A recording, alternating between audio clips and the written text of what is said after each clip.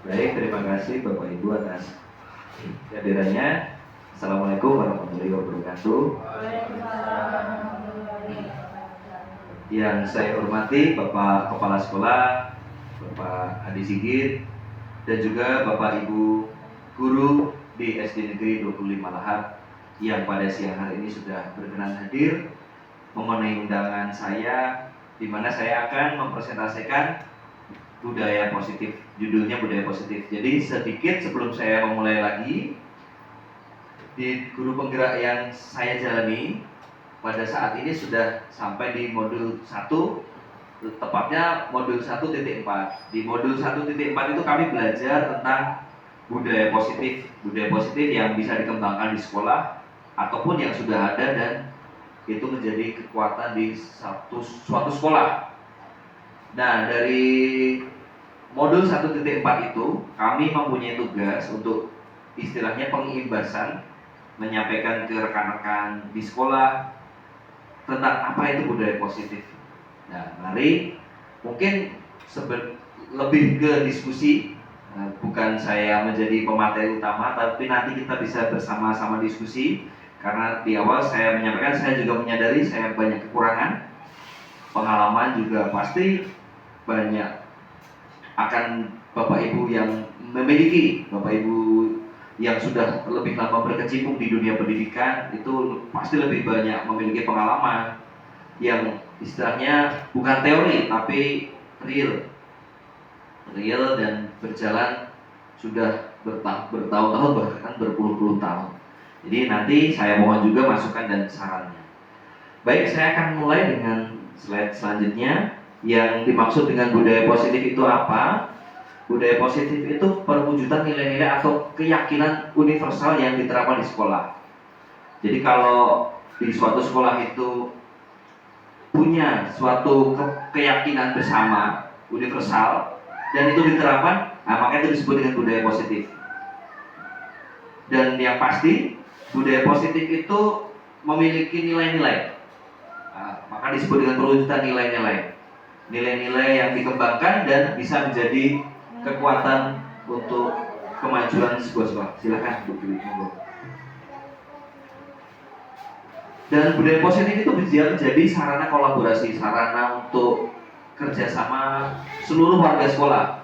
Tidak terpaku hanya guru saja atau kepala sekolah saja atau siswa saja yang menerapkan budaya positif, tapi seluruh warga sekolah, dari itu siswanya atau muridnya, dari itu gurunya, dari itu kepala sekolahnya yang berkolaborasi bersama, juga warga-warga yang lain, misalnya wali murid, kemudian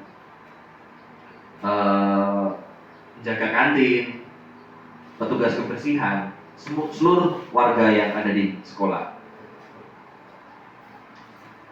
Dan pokok bahasan kita yang mencakup di budaya positif itu ada 6. Nanti kita akan bersama-sama berdiskusi tentang yang pertama disiplin positif dan nilai-nilai kebajikan universal. Yang kedua teori motivasi, hukuman dan penghargaan serta restitusi.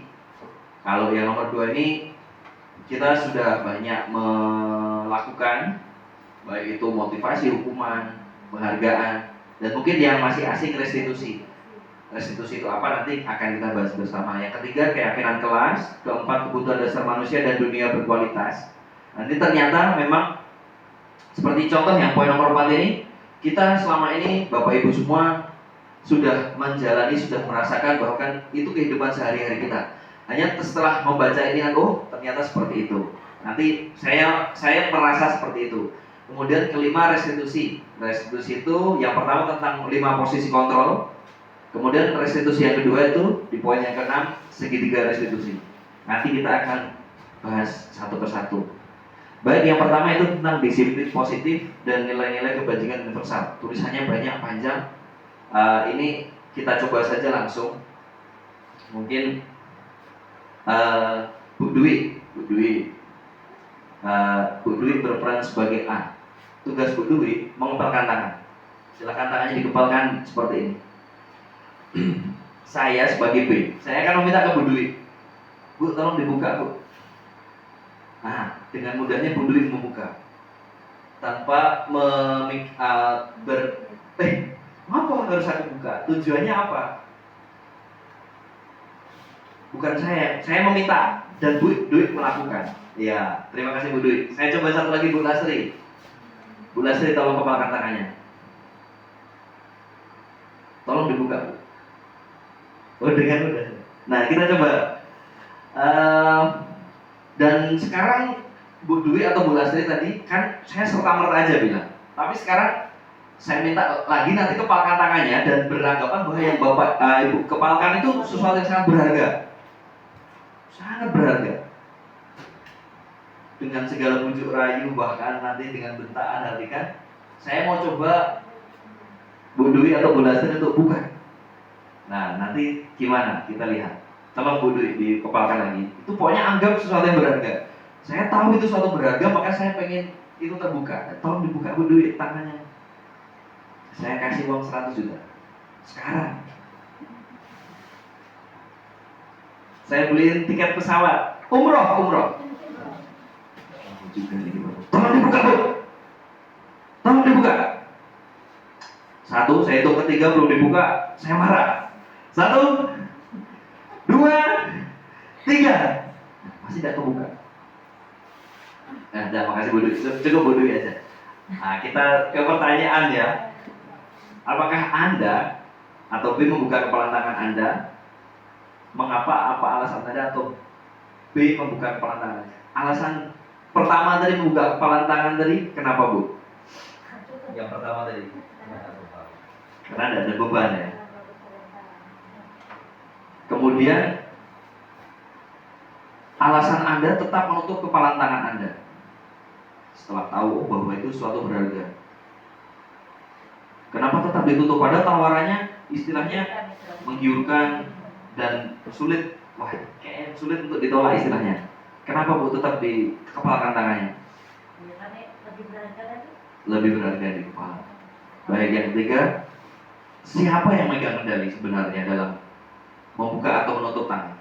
Saya sebagai yang memberi itu tadi, atau Ibu yang punya barang berharga itu? Menurut Anda siapa yang punya kontrol? Betul, ya, terima kasih. Jadi kira-kira seperti itulah. Jadi bisa dikatakan kontrol itu ilusi, Bapak Ibu. Ilusi. Jadi itu cuman kayak bayangan aja. Tidak terjadi dengan benar-benar, maka disebut ilusi. Dr. William Glasser itu bilang teori kontrol yang pertama itu ilusi. Jadi guru bisa mengontrol murid itu ilusi. Seperti contoh seperti ini. Anak-anak baris. Anak-anak lencang kanan. Itu guru menganggap, oh saya bisa mengontrol murid sehingga murid bisa lencang kanan, bisa baris. Sebenarnya bukan kontrol. Bukan guru yang mengontrol, tapi karena murid bisa mendengar dan bisa punya kesadaran sendiri. Itu jadi kontrol itu ilusi. Tapi kenyataan kenapa kok bisa dikatakan kontrol itu ilusi? Nyatanya mungkin ada 1-2 anak yang tidak melakukannya, masih ngeyel katakanlah. Nah, artinya kontrol itu sebenarnya ilusi. Saya juga kaget tuh. Selama ini anak manut saya tanyakan ke yang fasilitator istilahnya. Lu selama ini anak dalam tanda kutip manut Pak kalau saya suruh diam, kerjakan, tulis. Nah, itu yang menjadi miskonsepsi atau pemahaman yang salah selama ini bahwa kita bisa mengontrol murid dalam banyak hal. Ternyata kalau murid itu ya dia sebenarnya kesadaran sendiri. Oh, memang sudah harusnya menulis. Oh, memang sudah harusnya baris dan lain sebagainya. 2, ilusi bahwa semua penguatan positif efektif dan bermanfaat. Penguatan positif misalnya, nah, wah kamu hebat, sudah bisa menjawab perkalian 1-100. Terus seperti itu kan. Ternyata tidak semua itu efektif. Dalam pribadi anak-anak tidak semua itu bisa. Bahkan penguatan positif itu ada yang justru tidak bermanfaat. Contohnya nih, Bu Lastri di kelas 1 ke anak A memuji, ke anak B memuji. Anak A menerima dengan pujian itu, menganggapnya bahwa Ya memang saya bisa. Oh, pujian dari Bu Lasri itu wajar. Anak B bilang, wah aku dipuji nih gara-gara dapat nilai 100. Ternyata besoknya atau besoknya lagi Bu Lasri tidak memuji anak itu. Kecewa. Wah kok aku udah dipuji lagi. Malas mengerjakan dengan serius, misalnya gitu. Ketiga, ilusi bahwa kritik dan membuat orang merasa bersalah dapat menguatkan karakter. Membuat orang bersalah itu misalnya gini, dengan kalimat tertentu misalnya, kamu ini gimana toh, Pak Budi itu sudah mengusahakan kamu biar naik kelas loh, kok kamu tidak ada perubahan, gimana kamu nih. Terus kalimat-kalimat sejenis itu diulang-ulang ke anak.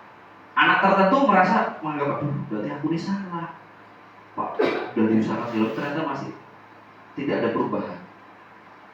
Justru ternyata dengan diri seperti itu kan, karakter anak itu tidak menjadi semakin kuat, tapi malah justru semakin lemah. Ya contoh gampangnya kalau kita lihat anak-anak yang ada di sini, kayak model-model Fikri, model-model yang ada yang sulit untuk belajar, itu kita buat merasa bersalah terus. Kamu ini gimana toh? Udah diusahakan naik kelas, tapi kok udah ada perubahan. Kamu nih loh udah dibantu dengan ini, kok udah ada perubahan. Justru itu malah tidak menguatkan karakter, justru malah melemahkan. 4. Ilusi bahwa orang dewasa memiliki hak untuk memaksa. Itu juga ilusi. Memang kesannya kita bisa ini anak dipaksa, bisa ini. Kita bisa, Bu sama itu misalnya, tinggal 4 hari lagi kemah, bisa nih kita paksa nih anak ini harus bisa menegakkan tenda mandiri tanpa bantuan guru dalam kurun waktu 3-4 hari ini, anak-anak harus bisa. Kita paksakan. Ya itu ilusi sebenarnya. Memang betul pada prakteknya nanti anak bisa membuat tenda dalam 3 hari tadi Bu. Tapi itu ternyata ilusi. Ya mereka yang bekerja, bukan kita yang bisa mengontrolnya. Itu kira-kira. Kemudian, nah ini juga menyambung dengan yang saya sampaikan di awal tadi, kata disiplin. Kalau di benak kita selama ini kan disiplin itu ya baris yang rapi, masuk jam 7, tepat datang dan lain sebagainya. Terus disiplin itu biasanya dihubungkan dengan hukuman. Kalau melanggar disiplin dihukum. Padahal ternyata itu berbeda. Maka disampaikan sebenarnya harus dikembangkan itu disiplin positif. Disiplin yang tidak harus hukuman. Disiplin yang tidak harus dengan memaksakan. Jadi gimana caranya anak itu disiplin dengan caranya, dengan bukan paksaan, dengan sesuatu yang akhirnya itu timbul dari dirinya sendiri. Ya memang sulit Bapak Ibu. Bapak Ibu, saya pasti juga mengakui bahwa hal ini sulit untuk mudah untuk diucapkan, sulit untuk dilakukan. Pasti hukuman kan ada hukuman yang jenis tertentu, bukan hukuman yang kesannya fisik, menyiksa, memaksa. Itu kan ada hukuman, misalnya kita suruh anak-anak ini cabut rumput, pungutin sampah. Padahal ternyata sebisa mungkin hukuman itu alternatif terakhir, solusi terakhir. Kalau bisa tidak dipakai sama sekali. Kalau bisa, awalnya itu tadi mungkin dengan satu contoh penguatan positif, dinasihati, diberitahu bagaimana sih yang baik dan yang benar. Kemudian, nah kita masuk ke yang kedua, tadi saya lupa memberi poin. Ini nilai kebajikan universal. Nilai kebajikan universal ini sudah dirumuskan oleh para ahli, terutama yang menyusun kurikulum lah. Kalau kita kenalnya ini profil pelajar Pancasila, dan ada lembaga-lembaga lain yang juga menyusun kebajikan universal ini. Jadi nilai kebajikan universal ini nilai kebajikan yang disepakati bersama, lepas itu dari suku, bangsa, agama, bahasa maupun latar belakang. Dan ini menjadi payung besar, pelindung agar sikap dan perilaku kita itu menjadi pondasinya. Contohnya profil pelajar Pancasila itu kebajikan universal, beriman, bertakwa kepada Tuhan Yang Maha Esa dan berakhlak mulia, mandiri, bernalar kritis, berkebinekaan global, bergotong royong dan kreatif. Itu nilai kebajikan universal. Maka setelah dirumuskan, didorong ke dalam kurikulum Merdeka, dijadikan semangat, profil pelajar Pancasila, bahkan sampai dibuat P5-nya agar semua tuh semakin meresap. Tapi karena memang juga ini hal baru, maka belum semua tempat, belum semua sekolah bisa mempraktekkan 100%. Tapi dengan dihayati dulu isinya, sebenarnya kita juga sudah mulai menerapkan nilai kebajikan ke anak, ke murid. Contohnya yang beriman bertakwa kepada Tuhan Yang Maha Esa, kita sudah mulai dengan baik berdoa sebelum sesudah belajar, ada sholawat, ditambahi kegiatan Jumat, kemudian setiap bulan puasa dari guru PAI-nya juga disampaikan untuk mengisi apa itu Pak ya, buku kegiatan Ramadan. Itu sudah arahnya ke beriman bertakwa kepada Tuhan. Terus akhlak mulianya juga kita dorong, gimana caranya anak itu sopan dengan guru, sopan dengan orang tua. Dan mungkin mandiri, bernalar kritis itu juga serta pelan-pelan juga nanti akan menyusul seiring berjalannya waktu. Bergotong royong, nah itu hal-hal yang mudah, sudah sering kreatif. Ini juga contoh dari lembaga lain, 9 pilar karakter ini. Ini dari lembaga yang lain. Jadi ada 6 sebenarnya, tapi saya tampilkan 2 saja di sini. Nah, ini yang kedua. Teori motivasi, hukuman, dan penghargaan restitusi. Yang kita coba pelan-pelan satu-satu dulu. Apa itu motivasi? Motivasi itu hal yang mendasari manusia untuk melakukan sesuatu. Ada 3 motivasi yang sering kita jumpai, terlebih ke anak, ke murid. 1 untuk menghindari ketidaknyamanan atau hukuman. Itu murid banyak melakukan itu. Contohnya lari-lari biar tidak terlambat. Nah itu kan juga, loh kenapa kamu kok lari-lari? Takut terlambat. Loh kenapa memang kalau terlambat nanti dihukum, barisnya pas upacara di samping. Atau kok kamu takut tidak mau upacara, tidak pakai dasi Pak? Loh emang kalau tidak pakai dasi kenapa? Kan masih bisa berdiri. Bisa Pak, nanti kalau ketahuan tidak pakai dasi, barisnya di sebelah, selesai upacara suruh ambil di sampah. Nah itu untuk menghindari ketidaknyamanan. Maka dia motivasinya masih di biar tidak dihukum. Ada juga motivasi yang kedua itu biar dapat imbalan atau penghargaan dari orang lain. Contohnya Pak, aku harus rajin ini biar dari guru dapat hadiah, biar dipuji. Nah itu contoh-contoh sederhana dari motivasi. Tapi kalau ini mau dibilang level, yang 1, yang kedua, yang 3 ini yang paling tinggi. Jadi ada motivasi yang untuk menghargai diri sendiri dengan nilai-nilai yang percaya. Contohnya tadi, saya tepat waktu datang karena saya menyadari memang itu adalah aturan sekolah. Atau saya menyadari saya harus berpakaian rapi karena memang pelajar harus berpakaian rapi setiap hari. Itu sudah datang dari dirinya sendiri. Kemudian hukuman itu bersifat tidak terencana atau tiba-tiba. Beda dengan konsekuensi. Ini hukuman itu tidak terencana atau tiba-tiba. Kebanyakan anak atau murid tidak tahu apa yang akan terjadi dan tidak dilibatkan. Nah, jarang kan terjadi kita itu. Nah, kamu saya hukum, pilih mau bersihkan WC atau cabut rumput. Ada beberapa sebetulnya terjadi jarang, tapi kebanyakan gitu. Terus satu arah dari guru ke murid yang memberikan. Murid harus menerima karena itu sudah, oh ya aku harus dihukum, maka saya harus melakukan. Jadi bukan kesepakatan guru sama murid. Nanti kalau yang jadinya kesepakatan itu namanya beda lagi, bukan hukuman, tapi konsekuensi. Nah itu udah beda. Nah terus hukuman itu biasanya fisik. Ya kalau fisik, psikis sesekali lah. Hukum psikis itu jarang terjadi, lebih ke fisik. Cabut rumput itu masih ke fisik, ambil pungut sampah juga masih fisik. Kalau kita sih psikis jarang ya, sampai minta sampai anaknya nangis. Itu psikis tapi tidak ada, jarang terjadi. Itu biasanya lebih menyakitkan karena jiwanya kayak tersentil. Kemudian penghargaan itu yang sudut sini. Jadi penghargaan itu cara mengontrol perilaku seorang yang menghancurkan potensi untuk pembelajaran yang sesungguhnya. Ternyata setelah saya baca ini, kok mengerikan efeknya. Istilahnya gini, anak sekali diberi penghargaan, beberapa sih oke, karena dia menganggap, lumayan dapat bonus. Tidak terlalu memikirkannya itu benar-benar. Tapi ternyata ada beberapa anak tuh yang menganggap bahwa, wah, dapat coklat, dapat permen. Besoknya kok enggak dapat lagi? Enggak mau lagi lah belajar. Dan seterusnya. Dan timbul akhirnya anak atau murid berubah menjadi pribadi yang malas atau enggak mau lagi. Aku enggak mau lagi nulis. Enggak dapat hadiah kok.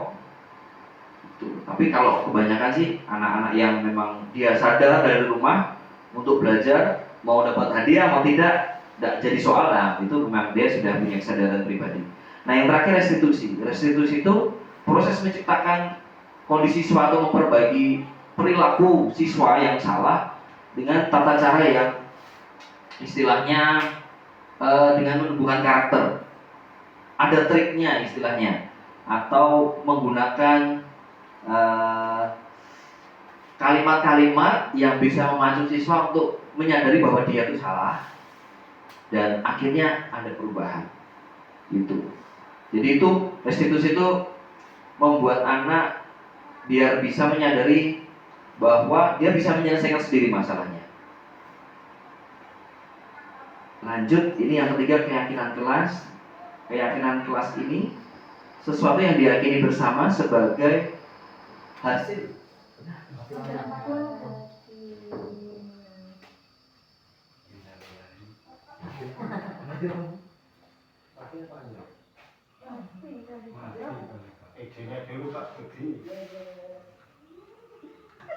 Mati lampu, Pak. Mati lampu. Lanjut, Boy. Video enggak apa ya? Keyakinan kelas ya.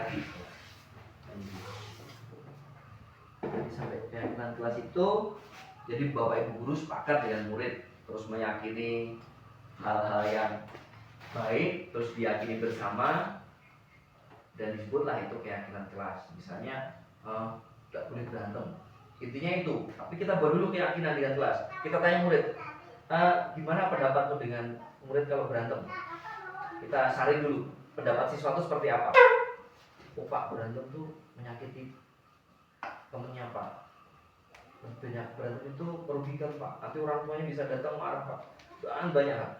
Nah, oke, gimana kalau kita jadikan keyakinan kita tidak boleh berantem di kelas ini? Oh, setuju, Pak. Nah, itu jadilah keyakinan kelas. Jadi nanti sewaktu-waktu murid berantem, kita tanya lagi.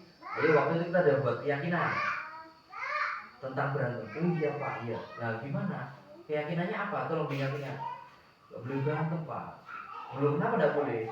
Nanti murid kawannya ada yang luka, Pak, berdarah, Pak, orang tuanya ada yang marah, Pak, datang, Pak. Nah, kamu sudah tahu kan keyakinan itu? Kenapa kamu langgar?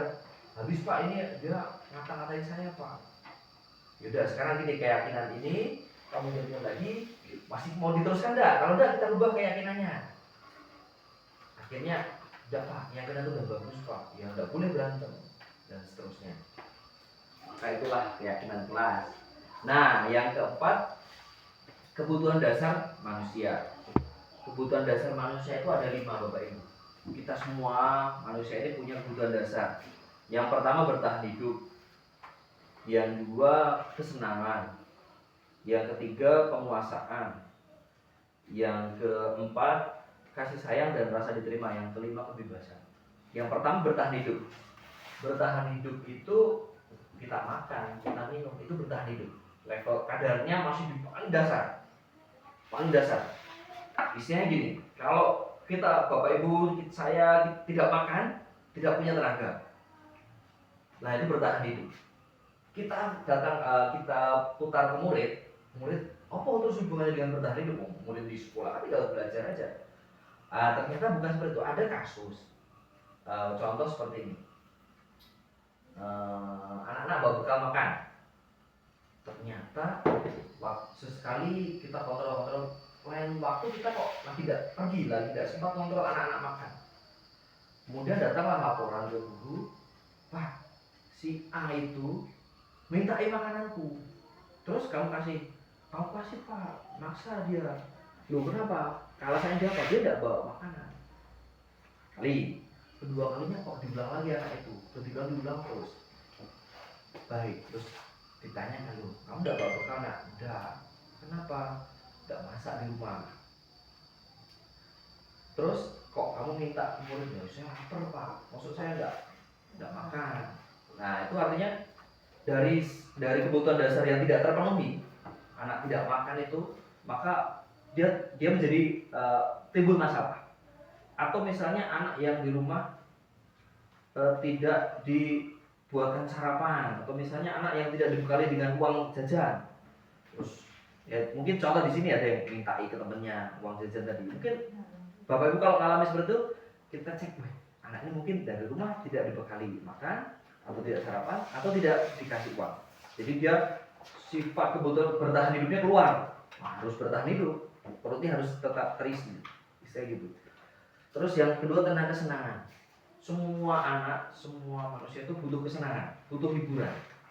Maka wajar kalau anak-anak sambil main, sambil belajar ada yang main, karena dia kebutuhan dasar kesenangannya tidak terpenuhi. Dia terpenuhinya apa ya istilahnya ya? Karena dia tuh pengennya senang terus. Misalnya gini, dia di rumah itu sibuk bantu orang tua, jadi dia waktu untuk bermain sangat kurang, bahkan tidak ada. Wah, itulah kesempatan di sekolah. Dia tidak bantu orang tua selama di sekolah, dia bisa beli mainan, bisa memainkan mainan itu, dan menganggap wah kalau belajar bisa main, maka dia memanfaatkan waktu dengan salah, sambil belajar bermain. Nah itu mungkin ada kasus juga seperti itu. Dia kesenangannya mau dituruti dulu karena dia di rumah tidak senang, tidak ada waktu nonton TV, tidak ada waktu belajar, tidak ada waktu bermain. Nah itu untuk kesenangan. Yang kedua, penguasaan. Semua anak, semua murid itu juga pengen penguasaan. Mungkin contohnya seperti ini, ada anak yang waktu pelajaran matematika lesu, waktu pelajaran IPA lesu, bahkan tidak mau belajar. Giliran PJUK, wah luar biasa, kayak apa, dilepas dari rangkeng. Itu dia penguasaan, dia mau menunjukkan diri. Bu, Pak, aku tidak bisa matematika, aku nih bakat olahraga. Lihatlah aku main bola, lincah, lari itu kencang. Nah itu dia mau menunjukkan itu, tapi dia tidak bisa mengungkapkannya, itu sulit. Jadi dia ya terserah ibu mau ngajari apa, aku atau tidur, mau santai. Mungkin ada beberapa seperti itu. Terus kasih sayang dan rasa diterima. Nah itu semua banyak lah contohnya. Anak-anak, ada anak yang dibentak atau dimarahi gurunya, marah, ada. Tapi ada anak yang contohnya siapa itu yang suka bilang disuruh gurunya, menunjukkan diri dengan cara caper, manja-manja. Nah itu mungkin, saya tidak tahu ya latar belakang di rumah. Mungkin ada aja dia kurang kasih sayang di rumah, atau dia oleh teman-temannya tidak diterima. Gaya mainmu lain, kamu suka ini, suka itu, tidak diterima oleh teman-temannya. Maka dia cari kesenangan, biar dia diterima dengan guru, dia manja-manja, dia suka nangis, dia caper, betul seperti itu. Dan yang terakhir kebebasan. Anak murid kita itu pengen bebas, pengen kebebasan, pengen sesekali itu aku tidak mau diatur, itu pengen dilepas, pengen dibebaskan. Karena sifat dasar manusia itu tadi, pengen bebas, pengen mengerjakan sesuatu. Ini cara saya seperti ini, cara saya seperti ini. Nah ini memang kadang anak itu tadi sulit untuk mengungkapkan. Kita sudah di 5, itu ada 5 posisi kontrol. Memang tidak ada ini, tapi tidak apa-apa. Yang pertama penghukum. Penghukum itu posisi kontrol kita guru. Katakanlah guru aja. Posisi kontrol yang pertama itu kita sering penghukum, sebagai penghukum. Misalnya anak berbuat salah, kita hukum. Nah, hukumannya gini, misalnya dapat PR. Nah, kamu dapat PR, masuk. Iya Pak, karena kamu dapat PR, keluar. Bersihkan WC. Jadi hukuman itu tidak nyambung. Kesalahannya apa, hukumannya apa. Maka itu disebut hukuman. Kalau nyambung, nanti beda lagi. Beda kalau apa tadi? Konsekuensi. Misalnya gini, kamu udah buat PR, iya. Konsekuensinya kamu harus mengerjakan PR, tapi di lapangan. Nah itu masih bisa dikatakan konsekuensi, bukan hukuman. Tapi kalau sudah tidak nyambung, iya hukuman. Misalnya kamu terlambat, ya bu, ya udah lari keliling lapangan 10 kali. Wah kok 10 kali banyak banget, ya udah 15 kali. Itu hukuman. Tapi kalau masih agak-agak nyambung, masih sejalur dengan kesalahannya, masih bisa disebut konsekuensi. Misalnya itu tadi contohnya olahraga, dia datang terlambat olahraga, udah ada sepakat di awal, ya nyambung. Pelajaran olahraga ya hukumannya kaitan olahraga. Misalnya kamu terlambat olahraga datangnya, oke, hukumannya apa? Ya konsekuen aja, keliling lapangan 5 kali. Ya, biasanya seperti itu.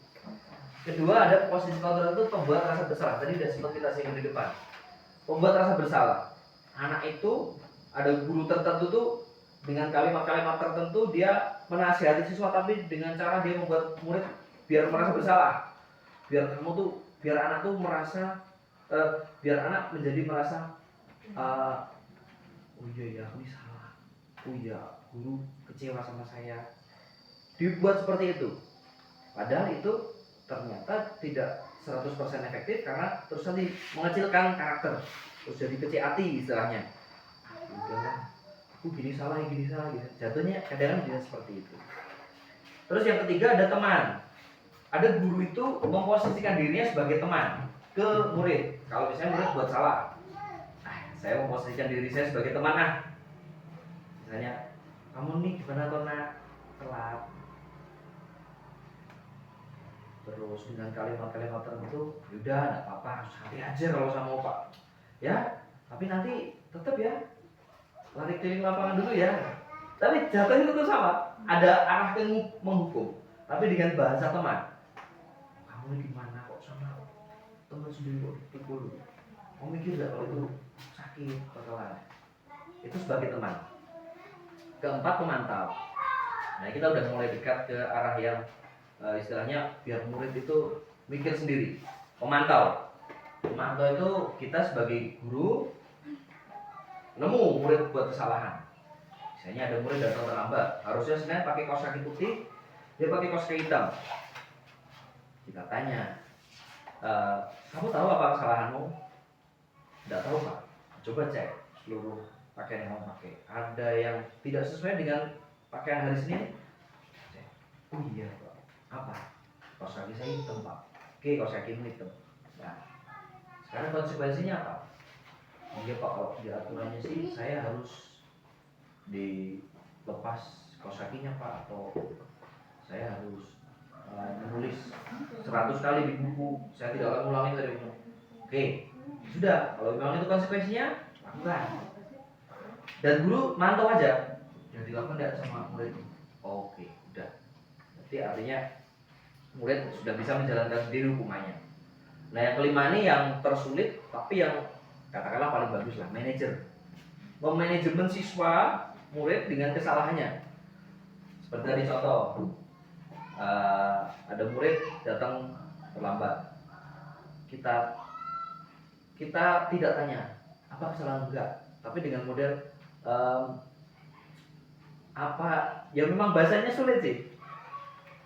Apa yang terjadi? Bukan kita tanya ya, bukan apa kesalahanmu, tapi apa yang terjadi. Kita berusaha memancing jawaban biar murid itu menceritakan sendiri. Aduh Pak, maaf Pak, saya terlambat. Harapannya kan seperti itu ya jawabannya. Oke, saya tidak mau memperpanjang ya, karena memang itu sudah jelas kesalahanmu di situ. Sekarang apa yang bisa kita lakukan biar itu kita perbaikilah kesalahanmu tuh. Ya besok saya nggak terlambat lagi Pak. Oke, kalau memang itu yang mau kamu lakukan. Tapi caranya gimana? Kasih tahu Pak, biar kita sama-sama yakin. Ini Pak, saya tadi terlambatnya karena alarm mati Pak, HP mati, nggak dicas semalam. Oke, gimana caranya biar kamu tetap bangun tanpa HP? Saya kan bilang ke ibu Pak, biar bangunkan pagi. Oke, berarti kamu udah tahu ya, salah udah tahu, apa yang kamu harus lakukan udah tahu, dan itu tidak akan diulang. Iya Pak. Oke, kalau memang sudah seperti itu, silakan masuk ke kelas. Ya memang di manajer ini tidak terjadi hukuman, tidak terjadi. Itu memang sulitnya kita, wah udah berbuat salah kok tidak dihukum. Itu tantangannya di situ. Tapi memang harapannya tuh murid bisa menjadi sadar, oh aku salah, harus seperti ini. Baik, kita ke yang punya banyak kalimat-kalimat yang bisa dibaca nih. Contoh nih, yang penghukum tadi, patuhi aturan. Patuhi aturan saya atau awas. Nah itu bahasa-bahasa penghukum. Kamu selalu saja salah. Selalu pasti kamu yang terakhir selesai. Oh, itu sering, bahkan saya. Tadi, gitu, kamu. Nah gitu. Ya itu, dan saya merasa bahkan sampai saat itu saya merasa dengan bahasa kalimat seperti itu murid akan jadi, oh iya, terus jadi itu tadi teori kontrol yang dibilang ternyata ilusi tadi. Ayo terlambat lagi kamu nih, dengan bahasa-bahasa seperti itu menunjukkan dari Allah yang membuat merasa bersalah tadi. Ini ada contoh kalimat, ibu sangat kecewa sekali dengan kamu. Nah itu kata-kata kecewa. Biasanya kalau ibu-ibu, biasanya saya tidak tahu sih kalau bapak-bapak. Biasanya memang ibu-ibu mungkin dia lebih bisa mendalami peran dengan membuat bersalah ini. Ibu sangat kecewa dengan kamu. Kata-kata kecewa itu ditekan. Terus berapa kali bapak harus memberitahu kamu ya? Kayak misalnya tuh kalau udah dengan berapa kali bapak harus memberitahu kamu ya? Berarti murid itu udah berkali-kali dikasih tahu, tapi masih salah. Kalau muridnya kerasa, belum bebal hatinya, salah lagi, tambah kecil, tambah down. Terus ada lagi, gimana coba? Kalau orang tua kamu tahu kamu berbuat begitu, nah, mungkin saya atau bapak mungkin pernah ya kalau, kalau sampai orang tua kamu tahu kamu seperti ini, gimana? Kecewa enggak kira-kira? Kan jangan sampai bapakku tahu. Jadi terus dia tuh sepanjang hari dia tidak nyaman, dia tidak tenang. Dan nanti dia omongkan ke bapak, dan dia omongkan ke ibu. Itu membuat merasa bersalah. Nah ini ada yang kalimat yang menjadi teman. Ayo bantulah demi bapak. Jadi kayak kamu tuh melakukan sesuatu demi saya, demi bapak atau ibu. Ayo ingat tidak bantuan bapak selama ini. Jadi saya kalimat, aduh kamu tuh udah dibantu ya selama ini, kamu udah dibantu biar naik kelas. Yaudah kali ini tidak apa-apa, nanti ibu bantu bereskan. Misalnya ada anak buat masalah nih, dia menumpahkan minumnya di kelas, terus nggak ada apa-apa, nanti ibu bantu bereskan. Itu kayak teman, tapi buruknya juga nanti anak jadi kayak jadi ngerasa tuh teman Pak Budi itu teman, santai aja. Dia buat salah lagi gitu. Pemantau yang tadi yang saya bilang pemantau. Kalimatnya kayak bertanya murid, peraturannya apa? Harus datang tepat waktu Pak. Apa yang telah kamu lakukan? Saya udah terlambat Pak. Sanksi konsekuensinya apa? Dia harus berdiri di depan tiang bendera 15 menit Pak. Udah lakukan. Terus guru mengamati dari kejauhan. Pemantau. Nah yang tadi terakhir tadi manajer. Jadi kayak kalimat, kita yakin dengan yang kamu lakukan. Apa kamu meyakini? Apa rencana kamu untuk memperbaiki masalah ini? Sebenarnya ada video, tapi videonya tidak ada isinya.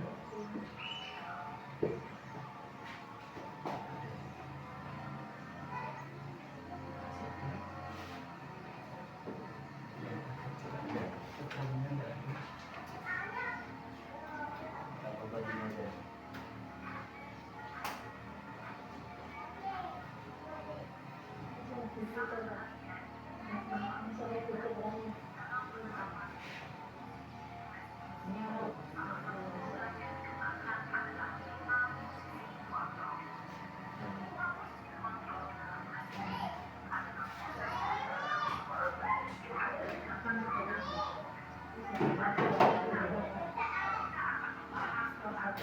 atasnya.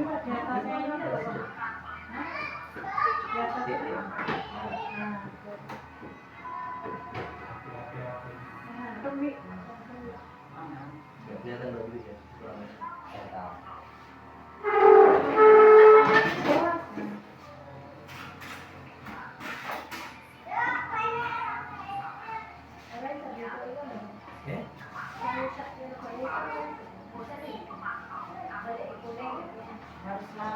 Iya.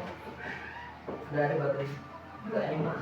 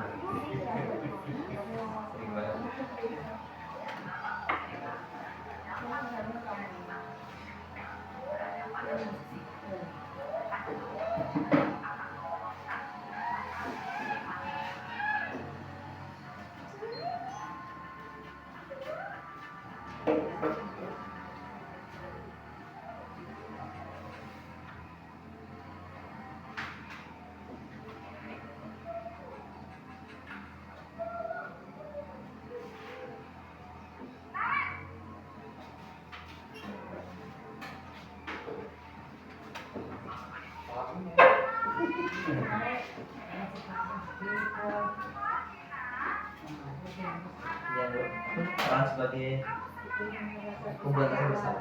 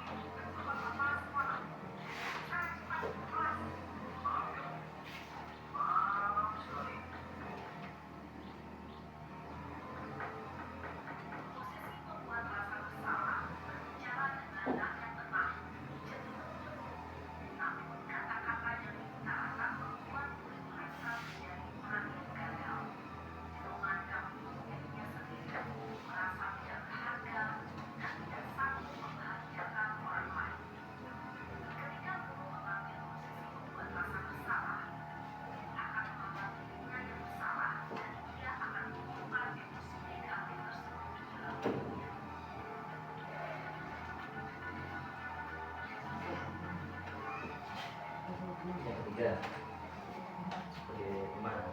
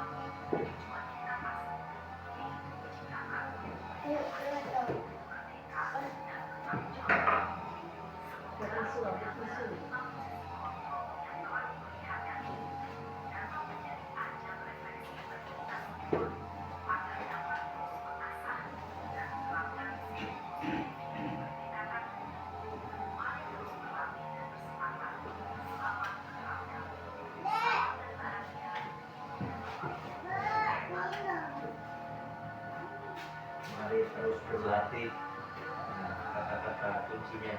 Karena memang kalau mau dibilang apa sulit ya, dibilang sulit, dibilang mudah juga salah. Artinya apa? Artinya kita selama ini kan menggunakan cara-cara yang bisa dikatakan instan, cepat, langsung reaksi gitu ya, biar langsung selesai. Itu juga. Tapi ternyata ada alternatif yang dicoba ditawarkan supaya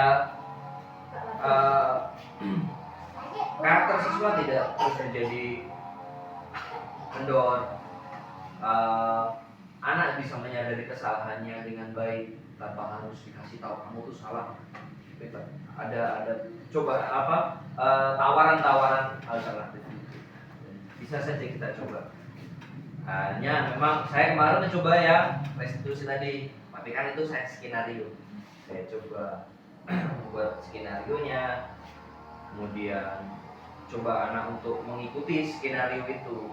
Hanya memang sebenarnya kan lebih baiknya dicoba tanpa skenario, tanpa kata-kata yang kamu harus ngomong seperti ini setelah ini. Nah, kita coba. Jadi mungkin ya kalau Bapak Ibu bisa mencoba nanti sesekali dicoba dibanding-bandingkan dengan yang selama ini sudah kita lakukan. Oh ternyata berbeda. Oh sulitnya di sini, tantangannya seperti ini. Baik Bapak Ibu, dari saya sudah cukup pemaparannya. Mari bersama-sama berdiskusi. Mungkin Bapak Ibu bisa bertanya. Seandainya saya bisa menjawab, saya pasti langsung akan jawab. Seandainya memang perlu kita diskusikan, atau saya ternyata masih perlu bertanya lagi atau mencari lagi jawabannya, maka saya mohon maaf. Silakan Pak Sigit, ada pertanyaan? Terima kasih atas waktunya Pak Budi. Setelah mendengarkan paparan yang disampaikan oleh Pak Budi tadi, saya secara pribadi menyimpulkan bahwa di dalam memperbaiki manajemen kelas dan kualitas pembelajaran itu diperlukan proses yang lumayan panjang, enggak bisa instan ya gitu. Nah, salah satunya yaitu dengan membuat metode atau keyakinan kelas, gitu. Kesepakatan atau keyakinan kelas, gitu ya. Yang telah disepakati oleh pendidik dan peserta didik yang ada di kelas tersebut. Betul.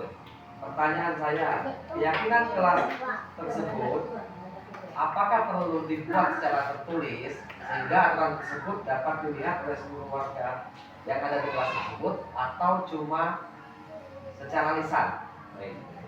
Terima kasih. Terima kasih. Terima kasih Pak Sigit atas pertanyaannya. Betul sekali tentang kita bisa memperbaiki manajemen kelas.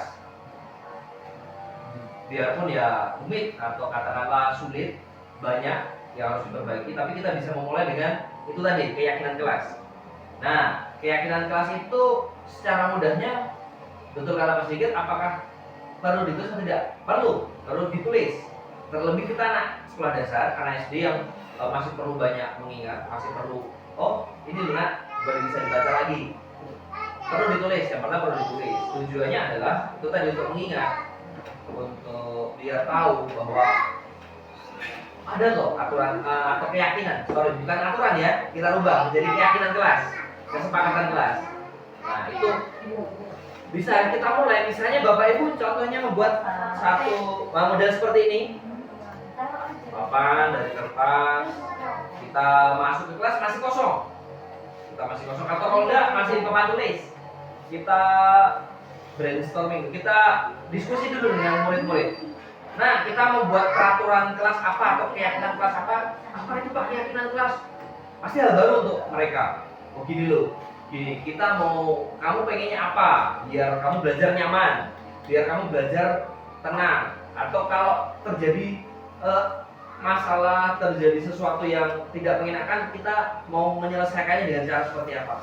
Oh, misalnya contoh sebenarnya, Pak, kita buat kesepakatan kelas, wajib piket. Oke, tulis di papan tulis. 2, siapa lagi? Kita buat aturan kelas ini Pak, tidak boleh berantem. Oke, nomor 2, nomor 3 dan seterusnya kita buat banyak-banyak. Setelah itu kita kerucutkan, mana yang mirip. Kan bisa tuh, anak yang satu dengan anak yang lain ada 2 atau 3 pendapat yang sebenarnya itu mirip. Kita sempitkan ya, yang ini nomor ini sebenarnya sama. Kita jadikan satu, kita buat bahasa yang enak. Oke, misalnya contohnya si A bilang tidak boleh berantem, si B bilang tidak boleh memukul teman. Kan mirip itu. Oke, berarti kita kerja menjadi satu kalimat, dilarang berkelahi atau dilarang bertengkar. Oke, aturan. Dan sudah ditulis.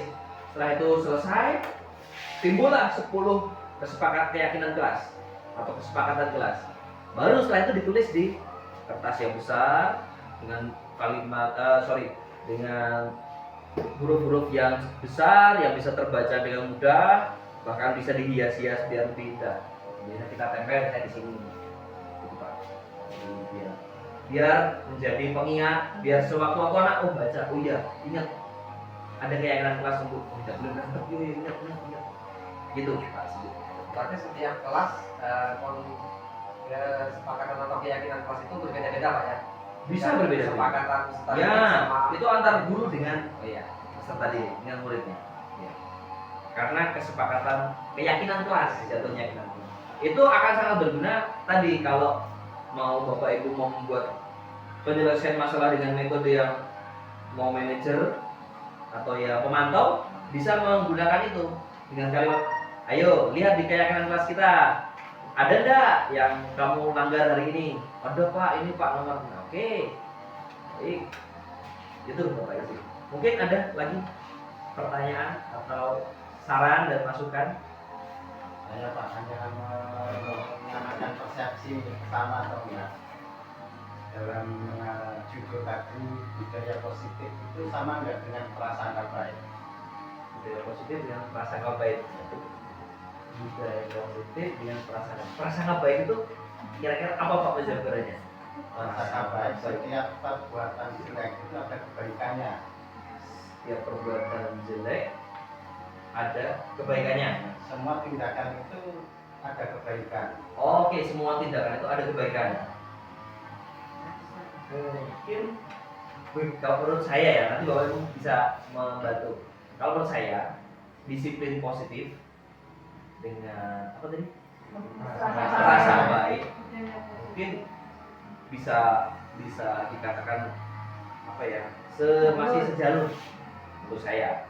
Kalau dibilang sama mungkin berbeda, karena disiplin positif itu lebih kepada keyakinan seluruh warga sekolah yang bisa dilakukan sepakat, misalnya seluruh warga sekolah ini budaya positif yang ada itu misalnya saling sapa, saling senyum, dan lain sebagainya, itu tuh semua ikuti. Kalau prasangka kebaikan mungkin pasti bagian dari budaya positif tadi. Kita berprasangka baik dengan teman, kita berprasangka baik dengan perbuatan murid tuh, itu ternyata pasti ada alasannya dan pasti ada kebaikannya. Menurut saya mungkin itu lebih ke ada hubungannya gitu Pak. Lanjutannya berandai-andai Pak. Berandai-andai ya. Seandainya prasangka baik dan budaya positif itu mirip atau ada kesamaannya, itu andaikan anak itu berbuat salah, guru tidak boleh memvonis itu tidak baik dan tidak salah. Ada alternatif, secara bahasa akarnya anak tidak pernah berbuat salah. Nah, posisi guru ini kan seharusnya harus bagaimana, sementara opsi-opsi yang ditawarkan itu tadi juga ada minus atau negatifnya. Terus arahnya itu bagaimana sebagai seorang guru? Kalau melihat dari contoh, ya SMP memang berbahasa seperti itu. Ya. Kita terapkan di SD kelas 1 dan kelas 2 saja misalnya. Itu bagaimana untuk sebagai seorang guru di kelas rendah yang notabene-nya bahasanya ya masih kadang bahasa dusun, bahasanya sesama kelas saja. Kalau di sini, kalau yang lain mungkin kelas 4 sudah satu bahasa. Ya, baik Pak. Mungkin kalau dari pendapat saya, dari yang awal tadi Pak, yang murid sebenarnya setiap perbuatan murid salah itu sebenarnya ada alasannya. Itu udah pasti. Misalnya anak memukul temannya, pasti ada alasan awalnya. Jarang ya, mungkin adalah serta-merta mukul. Ya ada, tapi pasti dia ada alasannya. Misalnya alasan, ternyata anak itu berkebutuhan khusus. Pasti ada alasannya. Kenapa kamu mukul itu nak? Dia tadi ngatain saya seperti itu. Oh kok kamu pukul? Kenapa balasanmu mukul? Itu benar Pak. Setiap perbuatan pasti ada alasannya. Nah, posisi kita sebagai guru di mana? Posisi kita sebagai guru sebaiknya adalah kita sebagai penengah, tapi pencari solusi atau pembimbing atau pendamping agar anak itu menemukan solusinya. Nah, contohnya gini, ya terus jangan serta-merta yang mukul tadi dihukum, saya gitu. Pasti ada alasannya tadi. Oke, yang memulai tadi juga kita tanya, lu kenapa kamu ngatain si ini? Oh dia seperti ini Pak. Oke, masalahnya di sini atau letak masalahnya di sini. Terus, nah kenapa kok kamu mukul? Habis Pak saya kesel. Misalnya seperti itu. Ah, berarti kesalahannya yang sudah jelas, kata-katain yang ini kesalahannya sudah jelas, ini mukul. Nah posisi kita sebagai guru adalah mencari solusi, terlebih biar jangan sampai terulang. Nah, membahasakannya ke anak itu memang tantangan, betul. Apalagi kelas SD, kelas rendah, nggak bisa. Contohnya tadi anak SMA. Saya juga bertanya nih, gimana Pak? Itu kan contoh-contoh di guru penggerak itu banyak kan video-video anak SMA. Kalau anak SD gimana membaca?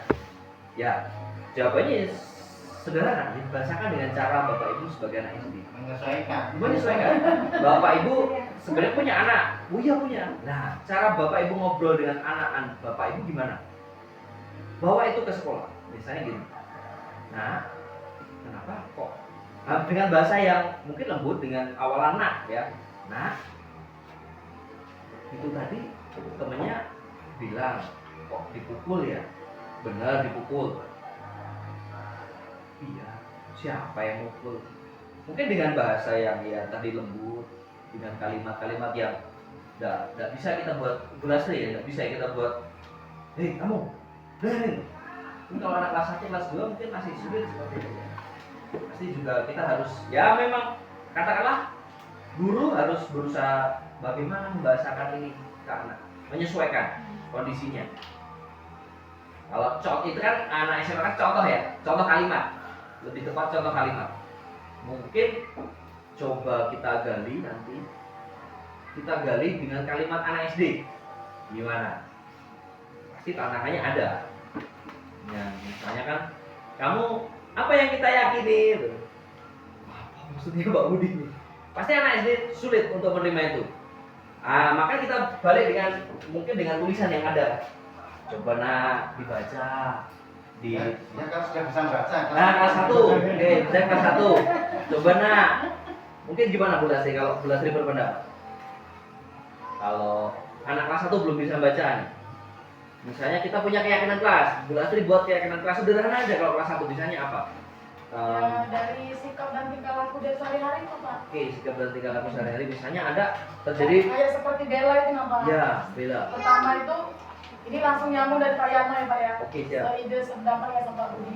Pertama tuh saya belajar, kadang saya marahi, tapi saya berpikir sendiri di rumah Pak. Kok semakin saya marahi, dia ini semakin menjadi-jadi. Nah besok gimana ya kalau saya alurkan. Iya. Jadi dia nih Pak, itu bisa berantem sama kemana, tas dibuang, saya hampiri. Bella, kok ayo tuh, ayo kita ambil tasnya. Dia nurut Pak, jadi semakin kesini saya nggak mau marah lagi Pak. Nah, menurut Pak Budi gimana? Kadang kan saya nih di anak-anak tuh, lah kok bola sini nggak marah, Bella kan tadi nakal tuh sama saya. Nah, jadi saya bingung Pak, kadang itu Pak. Kadang saya marah, Bella semakin menjadi, tapi nggak marah, menjadi cemburu sosial Pak bagi teman-temannya itu Pak. Ya itu tadi. Mungkin sulit tantangannya adalah membuat keyakinan ke teman-temannya. Nah itu tadi, mungkin kembali ke pembahasan awal tadi. Memang tantangan, maka harus banyak-banyak memberi pengertian kepada anak-anak. Apalagi kelas 1, kelas 2 yang masih belum bisa baca, belum bisa dengan baik ya. Jadi anak-anak misalnya ya, nggak tahu nih nanti berefektif apa enggak. Nah, tadi ibu marahin Bella. Kalian tahu nggak kenapa ibu marahin Bella? Mungkin ada yang jawab nggak tahu. Nah, ibu kasih tahu, Bella tadi buang tas. Kenapa buang tas aja dimarah? Kan nanti bisa rusak tasnya. Seperti itu, diarah-arahkan aja dengan kalimat-kalimat yakinan. Atau misalnya mau memberi pengertian, tadi Bu Lasri bilang, Bella semakin di sini tidak dimarah-marah lagi. Anak-anak tahu nggak kenapa Bella ibu marah lagi? Nggak tahu. Ibu curang. Ibu curang tadi. Ibu curang. Kok Bella tidak dimarah? Aku dimarah. Misalnya Bella tidak dimarah. Saya gimana? Karena Bella udah sering dimarah. Coba ibu tidak marah, berubah enggak? Besok buang tas lagi enggak ya? Misalnya seperti itu. Kita mau enggak mau bahasa yang kita mainkan kalimat-kalimat. Ya. Kita tidak bisa direct, tidak bisa langsung. Ayo. Enggak boleh buang tas. Ini sulit di situ. Nah, kita harus dengan proses tadi. Pelan-pelan kita gali terus. Itu mungkin ya kayak kita ngomong dengan anak kita sendiri lah, katakanlah gitu. Yang masih umur kecil gitu. Mungkin ada lagi dari Bapak Ibu? Satu lagi sebelum mungkin kita cukupkan. Mungkin mau berpendapat atau memberi saran atau bercerita, boleh bersharing pengalaman sehari-hari lah. Pak, Iya. menurut tadi kalau kelas 1, kelas 2 kan misalnya belum ada yang bisa membaca. Kalau yang aturan tadi misalnya belum dulu, tapi kami misalnya mau pulang sekolah meyakinkan anak-anak kadang-kadang jangan lupa belajar di rumah nak ya. Kalau saya seperti itu Pak setiap mau pulang, karena kan kadang dari tulisan apa kan belum bisa. Jadi memberi motivasi terus Pak mau pulang sekolah misalnya kan. Bella besok jangan lagi ya Ben, belajar di rumah. Sabrina itulah Pak.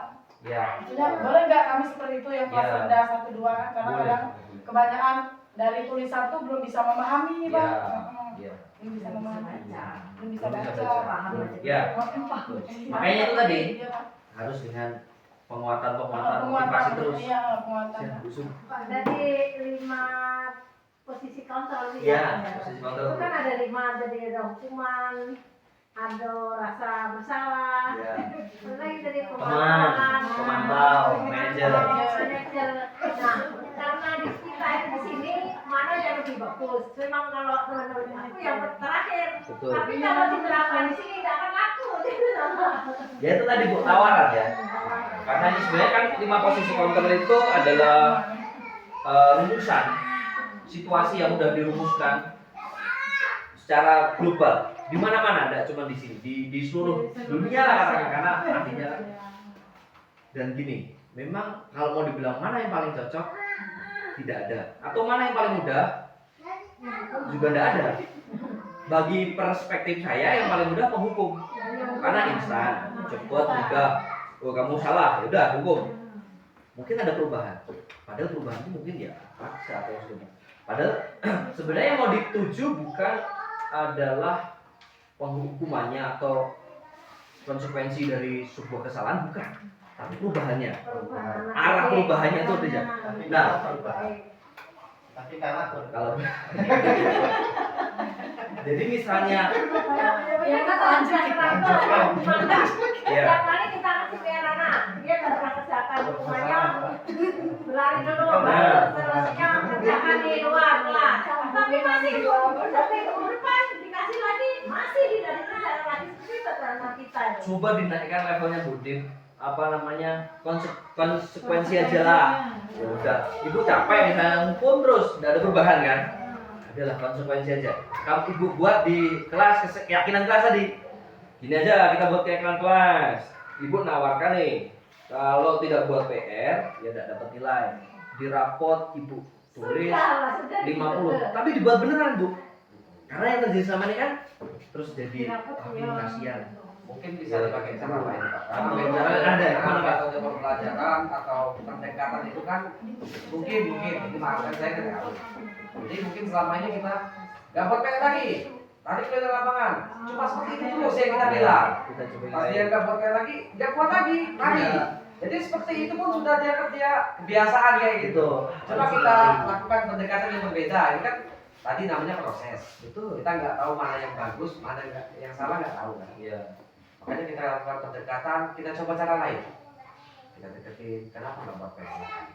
Ya, benar yang kita berikan di video tadi kan, masa setiap hari harus kayak gini? Iya. Apa kamu nggak malu sama teman-teman? Sudah ya Putri ya. Iya kan bisa dilakukan. Coba Makanya saya lah. bilang, bisa. Nggak mungkin, yang mungkin manusia itu nggak mau berubah itu nggak mungkin. Tetap tinggal tergantung caranya nanti kayak gitu kan. Sudah dari hati ke hati dengan anak, Pak. Sudah tadi kan tidak mengerjakan PR. Katanya ini main HP, Bu, ini sudah besok ibu kasih tahu orang tua kamu tidak boleh main HP. Karena dulunya Pak, saya juga berpendapat sama seperti Ibu Sun. Saya pernah praktek mengajar Pak ya. Mau praktek mengajar itu di siswa kelas 2, beneran. Siswa itu berhariannya bukan di dalam kelas, tapi di atas meja kelas. Bayangkan Pak, kayak gitu kan. Jadi beneran kan aturan dari sekolah tersebut memang bagus saya ini, tapi ya gimana ya, nggak boleh, guru nggak boleh memarahin siswa apapun bentuknya. Benar kata Pak Suyatno, siswa nggak ada yang salah kayak gitu, tetap yang salah guru. Jadi saya pikir, nah tapi setelah 1 tahun saya ketemu lagi, saya praktik di situ lagi, dan siswa-siswa tersebut sudah kelas 3, wow, saya anggap wow, berubah drastis kayak gitu. Jadi kan mungkin kan gurunya saya anggap luar biasa, tapi saya nggak tahu pendekatannya gimana, caranya gimana, prosesnya gimana, saya nggak tahu. Karena setelah saya praktek dalam 1 tahun ke depan, saya ke situ lagi, semuanya sudah berubah. Jadi mungkin cara pendekatannya, maksudnya kan proses, tetap nggak segampang yang hari ini kita bilang besok dia sudah berubah, mungkin enggak. Mungkin tetap ada efek tapi nanti di pikiran dia. Tiap hari kok saya dibilangin, tiap hari kok saya dibilangin, mungkin ada efek. Ini besok saya kalau bisa nggak usah dibilangin lah, malu kayak gitu kan. Tapi ya itu mungkin butuh proses. Mungkin seperti itu. Untuk proses kursus memang ya tantangan sebagai guru untuk membuat murid tadi merasa bahwa PR itu tugas saya, kebutuhan saya, itu bukan kebutuhan murid tadi. Kalau saya sependapat dengan Pak Sindi tadi bahwa ya proses. Kalau memang ada metode lain yang kira-kira ibu bisa terapkan, dicoba, bisa. Atau udahlah, nggak usah dukung. Coba kalau tidak dukung, bagaimana hasilnya? Semakin menjadi, dibuat PR-nya secara berkelompok, bukan berkelompok, nanti mengerjakannya Sudah, secara berkelompok. sudah kami apa itu di sini blok Boyolali ini Jawa Barat, Ya. berarti DIY, lapor dari 1, masih. Bu, dia ada kerjaan PR. Disuruh mengerjakannya di rumah dia. Jangan di rumah orang yang nggak mengerjakan. Namanya Coba kerja ambil. kelompok kan kayak gini. Iya, Makanya dicoba. Coba kayak gitu. Coba. Coba yang anak yang Anak yang sulit tadi. sulit Nah, mengerjakan kayak itu disuruh mengerjakan di rumah dia. biar Saya rasa kita tahu, kita coba. Ini siapa tahu. ada hasil kayak gitu mungkin kan. Gitu. Kita kan kalau mengerjakan nggak sampai situ, yang penting ada kelompok kerja. Ya. Nah, berarti ada sesuatu yang sebenarnya belum digali bagian ini. Bisa dicoba. Jadi itu tadi kembali ke mungkin ada metode lain yang bisa dicoba. Begitu Bapak Ibu, dari saya cukup. Terima kasih atas waktunya terlebih karena sampai siang kesempatannya juga saya boleh berbagi dengan yang saya miliki. Terima kasih. Saya akhiri. Assalamualaikum warahmatullahi wabarakatuh. Waalaikumsalam warahmatullahi wabarakatuh.